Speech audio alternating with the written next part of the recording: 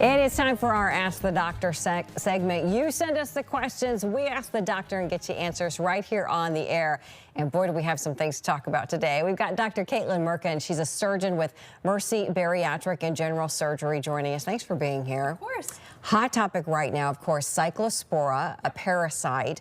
And we've got Dan asking, with the Cyclospora outbreak, should we avoid buying frozen produce as well? And we should probably also address up front, what should we be avoiding in terms of fresh produce too? Sure. So, Dan, in theory, freezing does not kill Cyclospora. So if the produce had been infected before it was freezed, theoretically it poses a risk to you.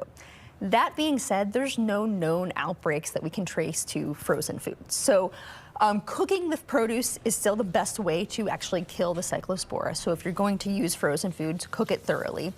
We still want to be avoiding raw, fresh produce. So particularly things like lettuce and kind of some of the other stuff that they're highlighting each day seems to be kind of more of the culprits. Okay. All right. Well, let's take a look at our next question. Jeff asks, is there such a thing as having too much protein in your diet? Jeff, yes, there is. And this is a good topic right now with so many people trying to protein load. So the recommendations for protein intake range from 0.8 to 1.6 grams per kilogram, not pounds, of body weight, okay? So that varies from person to person. If you take in too much, especially chronically, you risk damaging your body. Your kidneys are what filter protein, and they have little delicate filters in them, and if you take in too much protein, it can damage and scar those filters, leading to kidney disease, kidney stones. It can also lead to uncomfortable things like constipation, bad breath, and even heart disease. So it is something that you want to be cognizant of.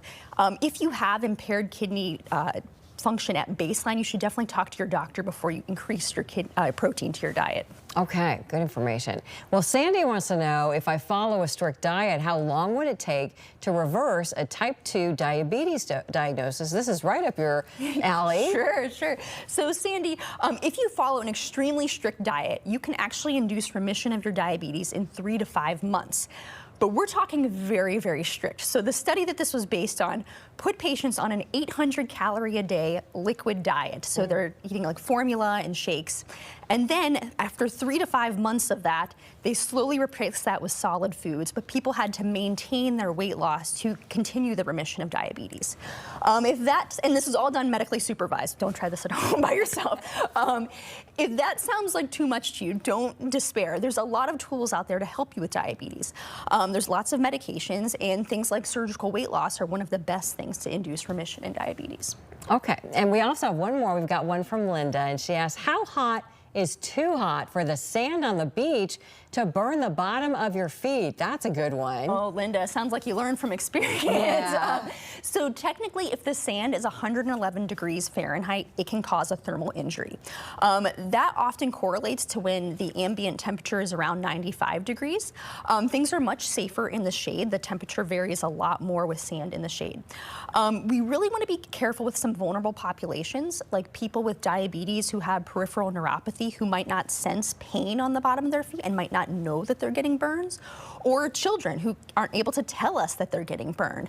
So if you're going to be out there and it's going to be really hot, wear some shoes to make sure you protect yourself. Yeah, that's not fun. You don't want burns. It's going to be hard to walk around.